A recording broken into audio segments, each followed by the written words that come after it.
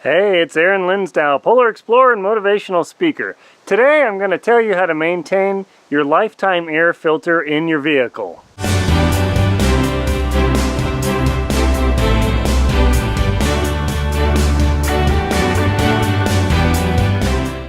That's right, you need to maintain the lifetime filter in your vehicle. Oh, wait a minute. Lifetime filter, wait a minute. Every time I go in for an oil change or every other time, the shop tells me I need to put a new filter in there and it costs me $30 to $50 and on and on and on. Well, I got a thing for you. I'm not sponsored by this company, but I swear by their products. It's called Can-In air filters, and today I'm going to pop the hood here, take mine out, show you how to clean it, and keep that guy going. And you say, well, what is lifetime? Well, in my previous Toyota Tacoma, I had that Can-In air filter in there, I can't remember, like 240,000, 260 or 70,000, whatever it was, nearly 300,000 miles in that truck. And every time I took it out, I sprayed on the cleaner, and then waited 10 minutes, washed it out, dried it, put the oil on, and bow! And I do that every 30,000 miles. They recommend every 50, but I don't believe it ever hurts to keep your machine more clean. So let me pop the hood here, and then we'll get this going. Alrighty, the hood is popped, so let's come over here. Now you say, hey, this isn't an automotive channel. What's up with this, Aaron? Well, what I'll tell you is this. When you go on expeditions, they can be kind of expensive, and you gotta save money where you can. Plus, maintaining your vehicle, where it runs better and runs longer, what's that worth? Yeah, so let me go get my gloves. I can pop this thing off and I don't get totally grimy. And I'll show you how to do this. Alright, cut the gloves. Now the thing about this is, you're going to say, hey, my air filter isn't like that, blah, blah. I don't know about your car or your truck or your van, or, well, I guess if you own a Tesla, you don't need an air filter, but hey, not all of us own Teslas. I know a couple people do, but they don't make a truck. So what you got to do on the Toyota is you just pop this guy open here.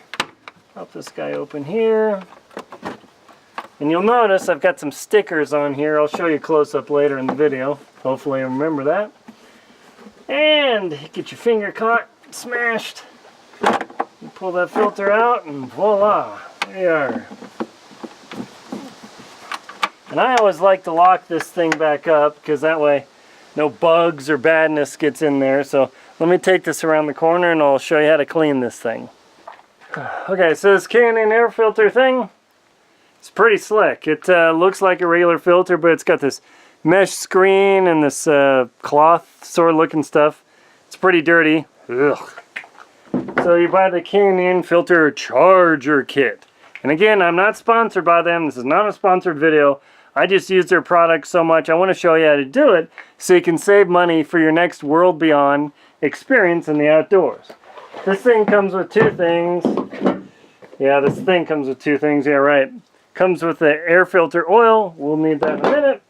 And then it comes with the cleaner. Handy dandy. So you literally just take this cleaner thing and you just begin pumping on this cleaner junk onto the filter, and it emulsifies the oil, the dirt, all the badness. If I can hold it. Yeah, there you go. Pump, pump, pump. Well, I can see rocks in there. I can see bugs. It's amazing what gets into your vehicle. So we'll just pump it on both sides. And that's it. Just that easy. Now the instructions say, contamination if flushed, you will die. No, no, no. Not those instructions. There's so many probably lawsuits nowadays. They don't even put the instructions on containers anymore. It's probably people from California and New York. Ooh, did I say that? I did grow up in California. So anyway, you let this guy sit for 10 minutes. So I'm not going to let you suffer for 10 minutes, but yeah. So I'll talk about the whole theory of this thing. So the whole theory of that filter and saving the money and doing this is, it's, I don't know, 50 or 60 bucks when I bought it. And you say, geez, that's really expensive. Well, if you have your car for a while, imagine how many filters you go through. And how efficient is that paper filter? Does it affect your gas mileage? All these factors. And people argue on Edmunds and Car Talk ad nauseum. Blah, blah, blah. No, that's right. No, that's wrong. Yeah, because arguing on the internet with people is real good. Yeah, it's a good use of your time. No. So let's see. I'm watching the timer. So the whole theory of this thing is that the oil and the air flows through it better. And even when the filter's dirty, it still air flows better, or the air flows through it better than a paper filter. All this sell. And I can actually tell ever so slightly the difference in performance with my air filter when I clean it versus when I've gone off-roading and that thing looks like a mud pit. That's the thing about this filter too. It doesn't turn into the terrarium where you can grow tomatoes like a regular paper air filter. It's pretty surprising how good that thing works. And so the whole theory is that you put this thing in here and you just clean it yourself every so often. You don't take it in a mechanic. One thing I'll mention at the end of the video too, make sure when you take it into the shop, do not let anybody take that air filter away, because I've heard of it getting stolen. Or they'll take it out, what's this? And we'll put in our cheap junk. And then we'll charge you for the pleasure. So that's why when that box you buy the filter, you put the little stickers on the air filter thing so that people don't throw it away. Now, does that mean all mechanics are dumb or thieves? No, no, no, no. I have a lot of mechanics who are friends. I've known them. It's just happened. And maybe it's carelessness, maybe it's lack of knowledge. Who knows? I don't know. That's a topic for a psychologist or somebody. I do know a good psychologist. His channel's called, was it Living on Purpose? Dr. Paul Jenkins. He's really good. So Dr. Paul, he can totally get into that whole problem with you. But the whole theory of this thing is you put it into your vehicle, it runs a little bit better, gets a little bit incremental better gas mileage, better horsepower, all this. But my point is it saves me money. And I hate spending on money to throw things away. And that's right, the whole ecological thing. Do we need to fill our landfills? Well, the big thing now is straws. Oh my gosh. Yeah, we fill our landfills with paper filters when you can just buy one filter for the lifetime of your vehicle and not pollute the environment. There you go. And so that's something to consider too. Now, this funny thing about straws. We're going to get rid of straws. Well, you've got this huge plastic cup and lid. Are you kidding me, people? You're focusing on the wrong problem. Straws are not relevant. Big plastic cups to hold your Frappuccino, Macchiato, whatever. I don't really drink all those drinks. That's the problem, not the straws. But anyway, I digress. Going back to this filter cleaning thing. How long is it? 5 more minutes? Perfect. So I'm going to pause the video and I'll turn it back on for the washing process. Okay, here we are. So you might wonder why I have a bucket of water and a cup and the air filter. Well, the place I'm living at the moment doesn't have a hose. One of the important things about this air filter is do not put high pressure water or air or anything else through it. You literally just need low pressure water and you just rinse that sucker out. Now, of course, is this as good as a hose? No, but I can already see a huge amount of dirt coming off. And you might have another question, well, where does all that stuff go? Well, I gotta tell you, living in Wyoming here, I get 3 feet of snow and then a foot of ice and mud and gunk here and runoff and junk, so I'm not terribly that worried. If you live in one of the crazier states, like California or something, they'll probably arrest you for doing this. They pretty much arrest you for doing anything like straws and having fun, not having the right views. Ooh, did I say that? I really gotta stop bashing on California. But just remember, I lived there for 30 years, so I can bash on it all I want, because hey, it's a pretty neat place. But anyway, so I can see that spray thing, I don't know what the heck is in there, but man, that is some magical cleaner stuff, because this filter is nearly clean. Man, incredible. So just by pouring some water over this thing, and doing that, and yeah, I'm using that plastic throwaway cup. Don't use your food cup, your wife's cup, or your husband's cup, your whatever cup.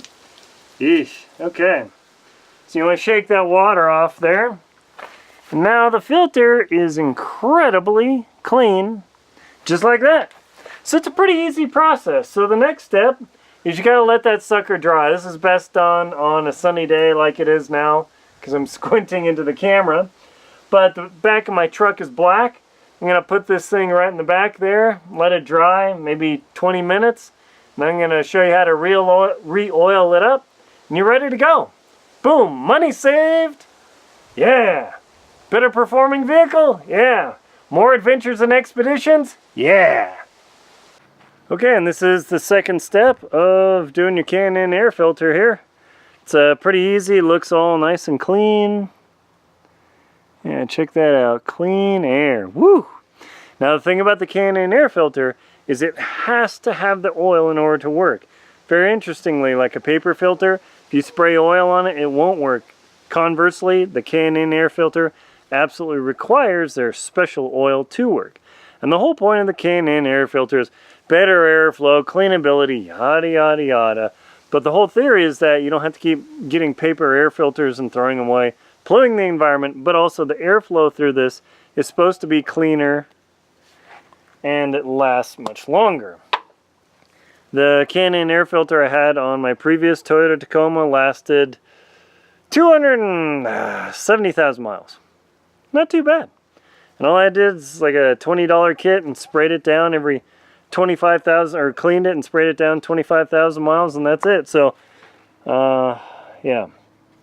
See, I don't remember what side you're supposed to spray on. So, I always spray both sides, so don't stress about it. The whole theory is that this oil captures the dirt and all that junk. I've sprayed both sides. People swear up and down, only spray one side or spray the other. I spray the intake side. That way the oil doesn't totally just blow into the engine. Don't go crazy on this. Just a light coating of all the surfaces, because that oil will get into your engine. Theoretically, I don't know, it could ruin it. I've done this a ton of times. Nothing's bad happened yet. So let's see, you just get up there. Should you do this over a cloth? Yes, you should.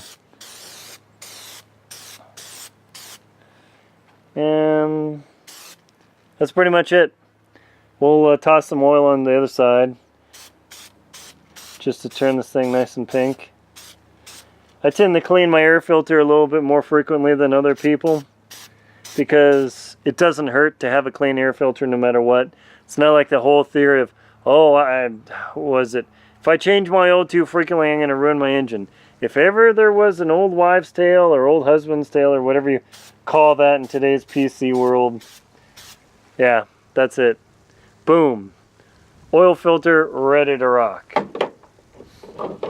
Alright, and of course I'm trying to film, trying not to drop this.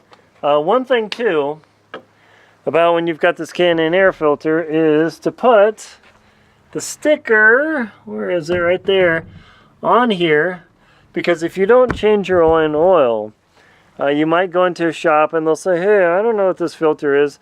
One of two things will happen. They'll either chuck it, put the cheap paper filter in, or they'll take it home. Just be careful. Not saying that all mechanics are thieves, but it's happened to a friend I know. He was ticked off and said, hey, did you check? He went out there and there's just like this $5 thing in there.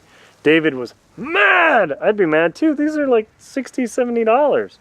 So just be mindful anytime you go in for a change, oil change, whatever, say do not change that K&N air filter, and that's where you put the sticker on there and hopefully it'll stop them. But I've gotten paranoid to the point where if I have to have work done or anything like that, I change my own oil, recycle the oil and all that. But anytime I go in, I just double check to make sure this thing's still in there. I've had stuff happen. I had it open. There's a bunch of trash in the air intake, like paper garbage. Who knows? So let me flip the camera around. Cover my camera in oil, no doubt. Okay, and that's the Toyota Tacoma. I don't know if the 3.5 liter is the same, but so there's to it. I was checking here for debris. No debris. Yeah, like garbage or something. Put this guy in here. Should I be doing this with nitro gloves and everything? Yes, but I didn't think ahead. So here we are. You put that in there. clamp it down, done, just like that. So spray it clean, rinse it out with no pressure water, just have a hose. Now, of course, if you're in California, one of those crazy states where everything's in, like straws are dictated, I don't even know where you pour stuff anymore. I'm in Wyoming, so you can do whatever the heck you want. Just, you know, I don't even know what to do with that film. You put this thing back in there, start the engine, boom. A little bit extra power, no problem. My name is Aaron Linsdau, Polar Explorer Motivational Speaker. I don't know why I'm telling you how to do your Canon air filter, but my point is to save money. Save money here. That way you can spend it on more expeditions in the world beyond experience. Get out there and enjoy it.